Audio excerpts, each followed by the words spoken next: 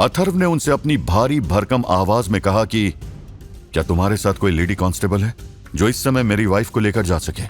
और आखिर तुम इन्हें किस जुर्म में गिरफ्तार कर रहे हो? क्या तुम्हारे पास इस बात का कोई सबूत है कि मेरी वाइफ भी इस घटना में इन्वॉल्व है? क्या तुम्हें अधिकार है मुझे ऐसे हथकड़ी लगाने का? लगता है शायद तुम कानून के नियम को भूल गए हो। अभी तक तुमने मुझसे कोई पूछताछ नहीं की है, तो फिर तुमने मेरे हाथों में हथकड़ी कैसे लगाई? तुमने एक साथ इतने सारे नियम तोड़े हैं कि अगर मैं गिनवाने बैठूं तो तुम्हें कम से कम 5 साल की सजा होगी।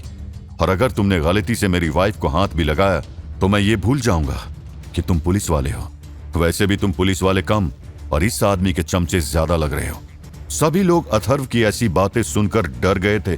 उन्हें तो लगा ये कोई बड़ा वकील है जो इतने सारे नियमों के बारे में जानता है। अब कांस्टेबल और पुलिस वालों की हिम्मत नहीं हो रही थी कि वो नैना की तरफ कदम भी बढ़ा सके।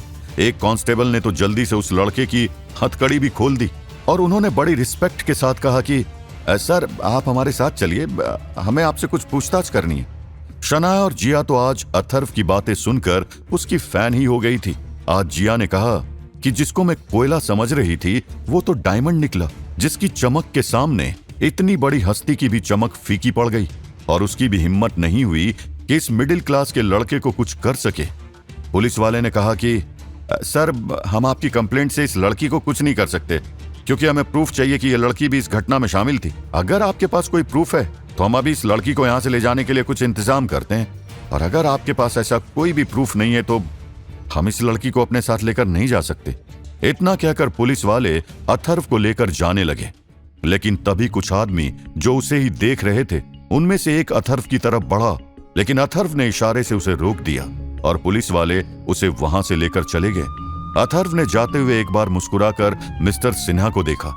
मिस्टर सिन्हा को उसके मुस्कुराने का मतलब समझ में नहीं आया। अथर्व को ऐसे जाते हुए देख नैना की आंख में ठंडापन उतर आया। उसने कहा, कहीं तुम लोगों को पछताना न पड़े। जिया ने उसकी बात सुन ली थी लेकिन वो कुछ समझ नहीं पाई। तभी युग ने वहां आकर कहा कि दीदी आपको जीजू की टेंशन लेने की जरूरत नहीं है, मुझे पूरा यकीन है कि वो आज ही घर वापस आ जाएंगे। उसकी बात सुनकर मिस्टर सिन्हा मुस्कुराते हुए बोले कि मैं भी देखता हूं वो कैसे वहां से निकल पाता है, और आज शनिवार है, कल उसकी बेल भी नहीं हो पाएगी, अब तो सोमवार को ही कुछ हो सकता है। ये सुनकर नैना का चेहरा बिल्कुल पीला पड़ गया था। वो तो यही सोच रही थी अगर ऐसा है तो फिर अथर्व ने ये क्यों कहा था कि वो थोड़ी देर में वापस आ जाएगा। उसके जेल जाने से मिस्टर विजय और शशिकांत के चेहरे पर मुस्कुराहट आ गई थी। आज उन्हें इतनी बड़ी टेंशन से छुटकारा जो मिलने वाला था वो भी वहां से चले गए। मिस्टर खन्ना ने मिस्टर बजाज से कहा कि आपको भी लगता है कि जैसा वो लड़का दिखता है वैसा है नहीं? मिस्टर बजाज ने कहा कि उस लड़के का ऑरा बिल्कुल भी मिडिल क्लास फैमिली का नहीं लगता। कोई बात तो जरूर है, नहीं तो वो इतने बड़े आदमी से पंगा नहीं लेता। अभी मिस्टर सिन्हा अपने बेटे को सहारा दे रहा था कि तभी उसके फोन की रिंगटोन बजने लगी। उसने कॉल रिसीव करके जैसे ही फोन अपने कान पर लगाया, दूसरी तरफ से आवाज आई, सर अभी किसी की कॉल आई थी और उन्होंने कहा कि आपके स्पोर्ट्स एकेडमी के कॉन्ट्रैक्ट को कैंसिल कर दिया गया। ये सुनकर मिस्टर सिन्हा ने कहा कि अरे किसकी हिम्मत हुई जिसने मेरा कॉन्ट्रैक्ट कैंसिल कर दिया। इतना कहकर उसने गुस्से में कॉल डिस्कनेक्ट कर दिया। तभी उसका फोन दोबारा रिंग हुआ था। ये देखकर उसने गुस्से में नंबर देखे बिना ही दोबारा से कॉल उठाया और चिल्लाकर कहा कि अब क्या है। तभी दूसरी तरफ से आवाज आई कि ये आप कैसे बात कर रहे हैं? आवाज सुनते ही उसने कहा, मिस्टर बर्मन मुझे नहीं पता था कि आप हैं, मैंने सोचा कि मेरा पर्सनल असिस्टेंट है।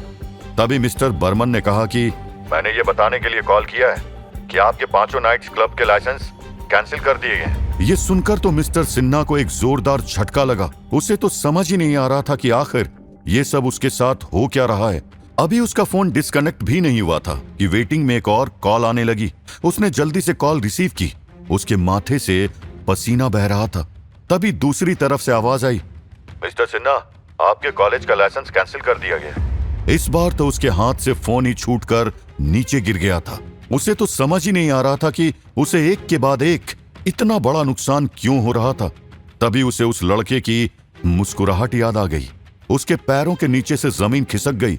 उसे तो पहले ही उस लड़के पर शक हो रहा था। उसके हाव भाव ही ऐसे थे जैसे कि वो इस दुनिया का राजा हो। उसके अलावा और कोई नहीं जो मेरे साथ ऐसा कर सकता है, क्योंकि इतने सालों में ऐसा कभी नहीं हुआ। और जैसे ही मैंने उस लड़के को जेल भेजा तो मेरे सिर पर मुसीबतों का पहाड़ टूट पड़ा। उसके हाव भाव देखने में ऐसे लग रहे थे जैसे कि उसके दिमाग का बैलेंस डिस्टर्ब हो गया हो। तभी उसे अथर्व की वार्निंग याद आ गई। आगे की कहानी जानने के लिए देखिए अगला एपिसोड सिर्फ पॉकेट एफएम के यूट्यूब चैनल पर, और एम्पायर ऑफ हिडन किंग के सारे एपिसोड्स को सुनने के लिए डिस्क्रिप्शन में दी लिंक से डाउनलोड करें पॉकेट एफएम ऐप।